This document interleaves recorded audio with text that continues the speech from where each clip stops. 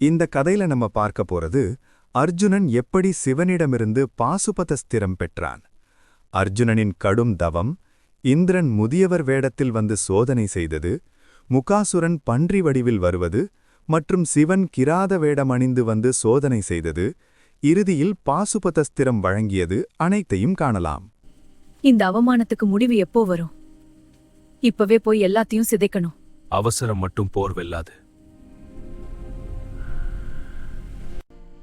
என் will பலமா இருக்கலாம், ஆனா வரப்போகும் யுத்தத்துக்கு இது மட்டும் போதாது. மனித வலிமை மட்டும் இந்த யுத்தத்துக்கு போதாது. தெய்வீக அஸ்திரங்கள் தேவை. அப்படின்னா உன் பாதை வேறொரு திசை போகும். நான் தனியா போகணும். தனியா? இந்த பாதை எனக்காக மட்டுமில்ல, நமக்காக.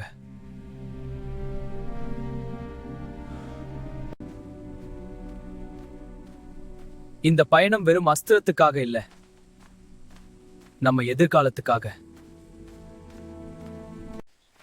இப்போ இந்த பாதையில் நான் மட்டும்தான், ஆனா என் பின்னால் நிற்கும் காரணம் பெரியது.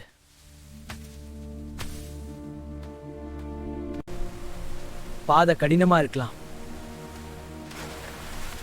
ஆனா என் முடிவு இதைவிட கடினம்.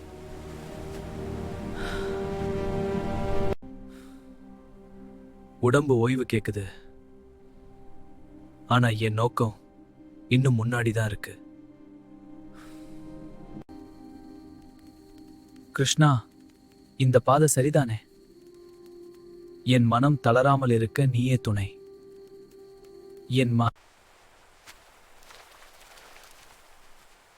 இதே இடம், இங்கிருந்து என் தவம் ஆரம்பிக்க போகுது. இங்கே இருந்து நான் வில்லாளி மட்டுமில்ல, தவம் செய்கிறவனாகணும்.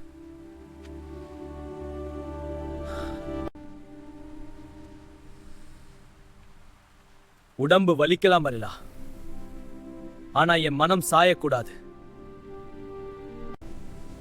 பசி இருக்கிறது, குளிரும் துடைக்கிறது, ஆனா இவைகள் என்னை நிறுத்த முடியாது. புலிகாக்கு என் உள்ளம் அமைதியாகிற அளவுக்கு இந்த வனமும் என்னை ஏற்றுக்கொள்றது போல இருக்கு.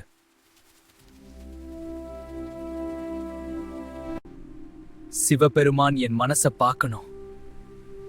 இந்த தவம் அவர் அடையாம நிக்காது. இவன் சாதாரண க்ஷத்திரியன் அல்ல. தவம் அவனுள் தீ போல எழுகிறது.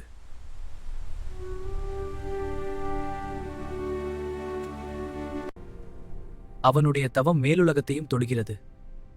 இவன் வேண்டுவது சாதாரண வரம் அல்ல.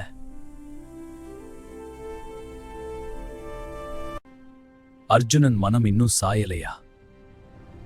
அப்படின்னா அவன் தகுதியை சோதிக்கணும்.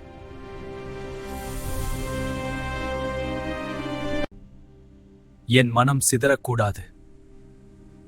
என் தவம் ஒரே நோக்கத்தில்தான் நிக்கணும்.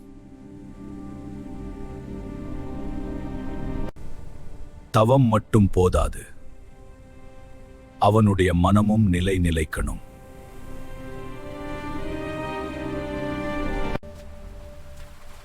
வீரனே, இந்த கடும் தவம் யாருக்காக? என் மனம் நோக்கிய ஒரே தெய்வத்திற்காக. வரம் வேண்டி நிற்கும் பலர் இருக்கிறார்கள். நீ மட்டும் எதற்காக இவ்வளவு கடினம்? என் வேண்டுதல் சாதாரணமில்லை. அப்படின்னா யாரை அடைய இந்த தவம்? மகாதேவனையே. அவரது அருளின்றி என் நோக்கம் நிறைவேறாது. சிவன் பாதை எளிதானதில்ல. மற்ற தெய்வங்கள் வழி தர முடியாதா? என் மனம் ஏற்கனவே ஒரே திசை சென்று விட்டது. என் தவம் சோதனைக்காக இல்ல, அருளை பெற நான் எடுத்த உறுதி. அப்படின்னா நீ தளர மாட்டே. உன் மனம் அசையவில்லை. அது சிறிய விஷயம் அல்ல.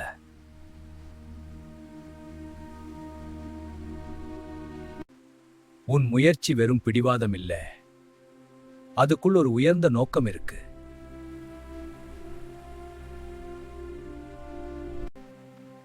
சோதனை வந்தது, ஆனா அது என் மனத்தை இன்னும் உறுதியாக்கிட்டது.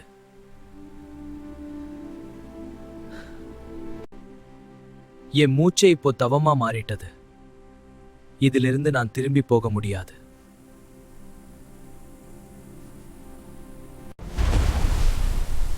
என் தவம் மேலே சென்று சேர்ந்தால் அதற்கான பதில் எங்கிருந்தும் வரலாம். அமைதி ஆழமா இருக்கு, ஆனா அது உள்ள ஏதோ அசைவு இருக்கிறது.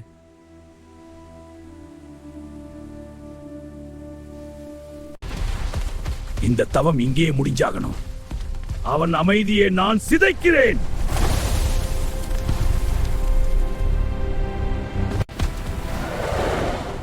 தவம் குலைக்க வர்றது யார் இருந்தாலும் இப்போ நான் வில்லாளியா பதில் சொல்றேன். இது என் குறி. அதே குறிய நான் கூட பார்த்துட்டேன்.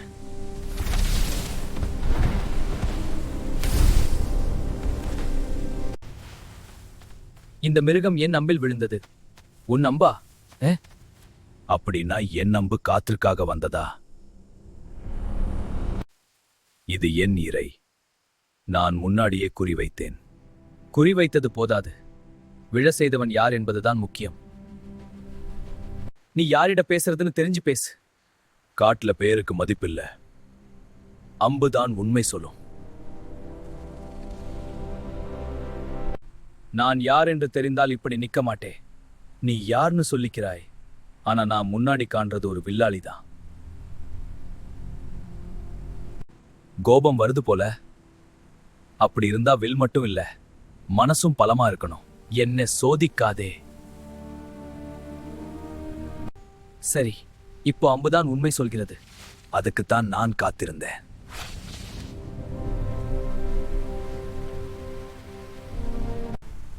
இந்த அம்பு உன் பெருமையை உடைக்கும். அப்படின்னா அதை காத்துக்கொள்ள உனக்கு வலிமை வேண்டும்.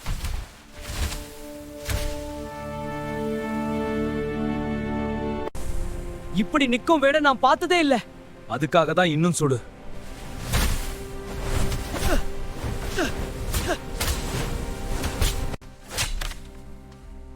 என் அம்புகள் ஏன் அவனை தாழ்த்தவே இல்லை? அம்பு போதும் என்று நினைச்சதுதான் உன் தவறு. சரி, இப்போ நான் முழுசா போராட போறேன். அதைத்தான் நான் காண விரும்பினேன். சுத்து விரும்பினேன். இவன் உண்மையிலே ஒரு வேடனா? இல்ல, இதற்கு பின்னாலே வேறொரு மர்மம் இருக்கு.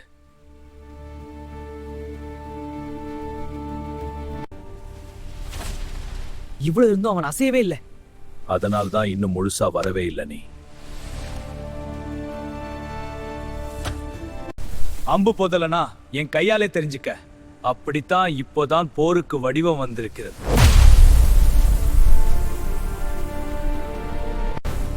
நான் எமுள்ள முழு பழத்தையும் விட்டேன். அதுதான் அது போதுமா என்பதை நிரூபித்தேன்.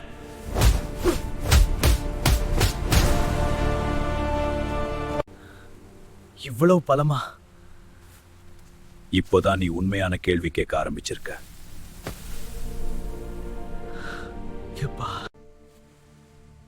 இவன் வேடன் இல்ல.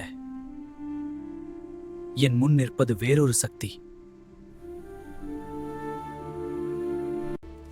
மகாதேவா, என் தவம் உண்மையானதானால் என் முன் நிற்கும் இந்த மர்மத்தை நீங்களே காட்டுங்கள். இது நான் சமர்ப்பித்த மலர்கள். அப்படின்னா இவர் மகாதேவா, அறியாமையால் தவறு செய்தேன். என்னை மன்னிக்க வேண்டும்.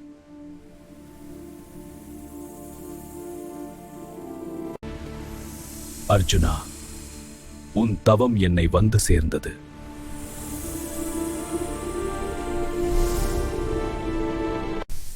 உன் தவமும் வீரமும் உன்னை தகுதியானவனாக்கியது. இது பாசுபத அஸ்திரம். அதை தர்மத்தோடு சுமந்து நட. அர்ஜுனா, நீ வில்லால் மட்டுமல்ல, உன் மனத்தின் நிலைத்தன்மையால் தான் என்னை அடைந்தாய். இது சாதாரண அஸ்திரம் அல்ல. கோபத்திற்காக இல்லை, தர்மத்திற்காக மட்டுமே இதை நினைவு கூர். பரமசிவனே, இந்த அருளை நான் தர்மத்தோடு தாங்குவேன். உங்கள் வார்த்தையே எனக்கில்லை.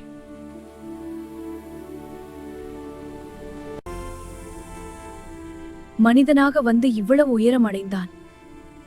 அவனுடைய தவம் வீணாகவில்லை. நான் இங்க அஸ்திரத்துக்காக வந்தேன். ஆனா நான் எடுத்துச் செல்றது அதை விட பெரிய மாத்திரம். இப்படிப்பட்ட தெய்வீக கதைகள் மேலும் வேண்டுமெனில் லைக் பண்ணுங்கள். உங்கள் கருத்தை கமெண்டில் சொல்லி சப்ஸ்கிரைப் செய்ய மறக்காதீர்கள்.